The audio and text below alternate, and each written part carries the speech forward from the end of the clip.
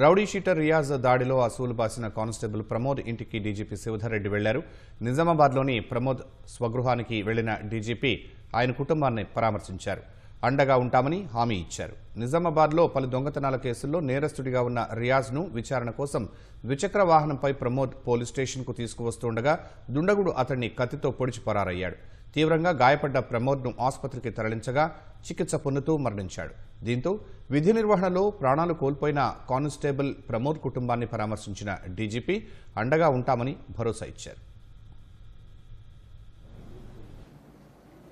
ప్రమోద్ కుమార్ అనే సిసిఎస్ కానిస్టేబుల్ను అతను విధి నిర్వహణలో చేస్తున్నప్పుడు అతని పైన కత్తితో దాడి చేసి చంపినటువంటి సంఘటనకు సంబంధించి ఆ ఫ్యామిలీని పలకరించేందుకు పరామర్శ చేసేందుకు అని చెప్పి ఇక్కడికి వచ్చినాను. ఇంటెలిజెన్స్ అడిషనల్ డీజీ విజయ్ కుమార్తో కలిసి వారి ఫ్యామిలీకి వాళ్ళ ఉదయమే గౌరవ ముఖ్యమంత్రి రేవంత్ రెడ్డి గారు పోలీస్ కమమరేషన్ స్మారక పరేడ్లో వారికి అందజేసినటువంటి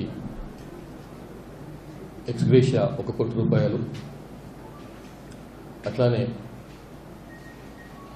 లాస్ట్ మంత్ సెప్టెంబర్ సంబంధించిన జీతం ఏదైతే వచ్చిందో ఆయనకు, అది ఆయన రిటైర్ అయ్యేంత వరకు అదే జీతాన్ని ప్రతి నెల వాళ్ళ కుటుంబానికి అందించేటువంటి నిర్ణయం. అట్లానే వారి కుటుంబ సభ్యుల్లో ఒకరికి ప్రభుత్వ ఉద్యోగము, అట్లనే 300 గజాల ఇంటి స్థలము, పోలీస్ డిపార్ట్మెంట్ పరంగా వచ్చేటువంటి భద్రత, తర్వాత ఇన్సూరెన్సు, అట్లాంటివన్నీ కూడా కలిసి వాళ్ళ అనౌన్స్ చేసిండ్రు.